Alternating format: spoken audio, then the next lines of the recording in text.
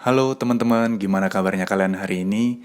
Kembali lagi di YouTube channelnya Yudi Freeze, YouTube channel yang membahas tentang perawat Indonesia yang bekerja di Jepang, serta hal-hal menarik lainnya tentang Jepang. Dan untuk kalian yang suka dengan hal-hal tersebut, jangan lupa untuk subscribe channel ini sekarang juga, karena dengan subscribe kalian udah mendukung channel ini untuk jadi lebih baik.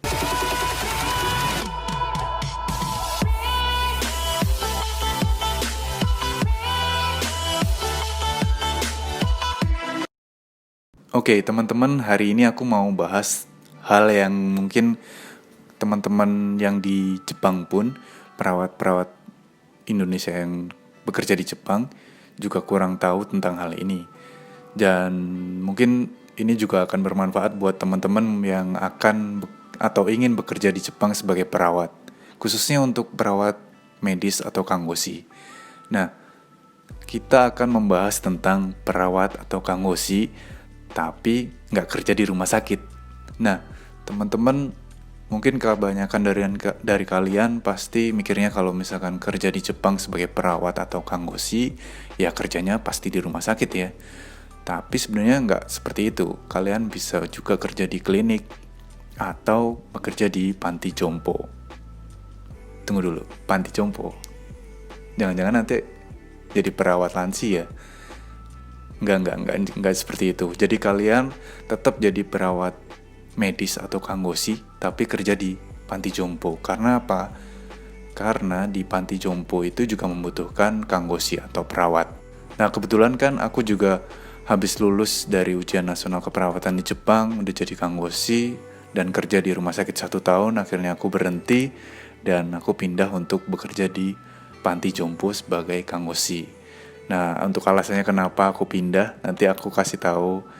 Sebenarnya udah ada juga di video aku sebelumnya alasannya seperti apa.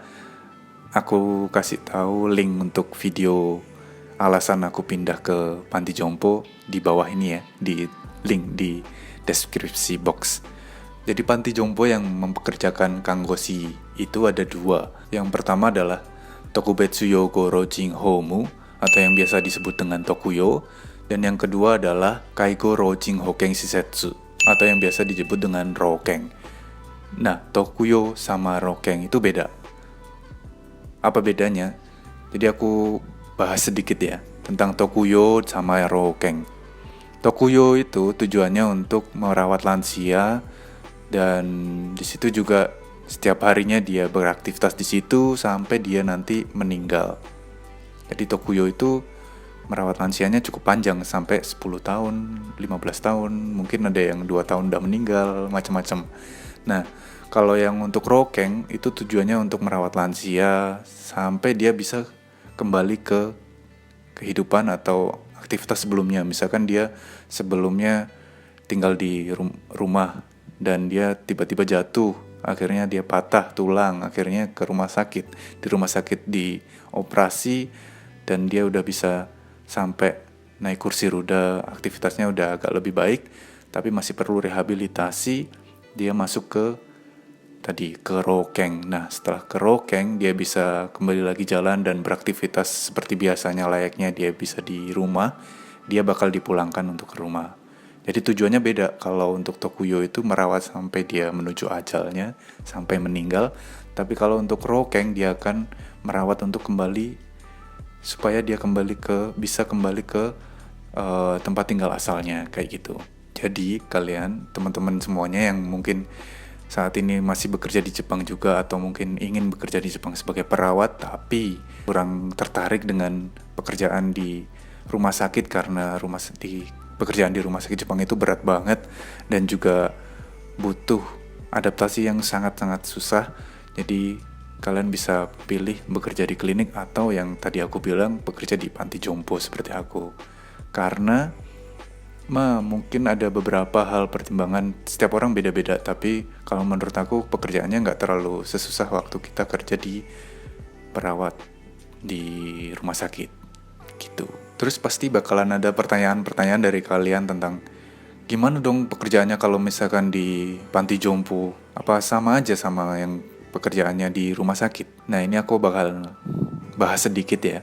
Kalau di panti jompo itu pekerjaannya lebih simpel karena nggak terlalu ribet dan misalkan kalau kita andai-andaikan si lansia-lansia ini adalah pasiennya, pasien yang kita rawat ini nggak akan banyak berubah. Kalau aku kan kebetulan bekerjanya di Tokuyo. Di Tokuyo itu ya sampai merawat sampai lansia-lansianya meninggal. Jadi pasien-pasien ini ya itu aja, nggak akan banyak berubah. Mungkin berubah kalau misalkan ada pasien baru yang masuk. Misalkan ada lansia yang datang untuk bakalan tinggal di Tokuyo ini. Nah, baru kita akan anamnesa lagi untuk memperdalam pengetahuan kita tentang pasien ini. Nah, pekerjaannya itu apa? Pekerjaannya itu membantu lansianya untuk hal-hal medisnya. Misalkan lansia ini minum obat apa aja, kita yang mengkangri namanya. Mengkangri itu mengurus segalanya. Jadi dari stok obat, terus kalau misalkan stoknya udah mau habis, kita harus pergi untuk memeriksakan pasien itu ke layanan atau fasilitas kesehatan seperti rumah sakit atau ke klinik. Dan kalau misalkan dia ada luka atau ada dekubitus, kita yang ngerawat setiap harinya luka-lukanya. Terus kalau tiba-tiba ada gangguan pernafasan atau misalkan demam, kita yang ngerawat. Kalau kita nggak mampu merawat, gejalanya nggak kunjung membaik, kita bisa untuk merujuk lansia ini ke fasilitas kesehatan seperti rumah sakit atau ke klinik. Dan kalau untuk tempatku bekerja sendiri, sebenarnya juga nggak ada dokternya yang selalu standby di situ, cuman ada beberapa hari yang dikhususkan untuk dokter datang ke panti jompo ya, tempat aku bekerja, dan dia meriksa pasien atau lansia-lansianya gitu.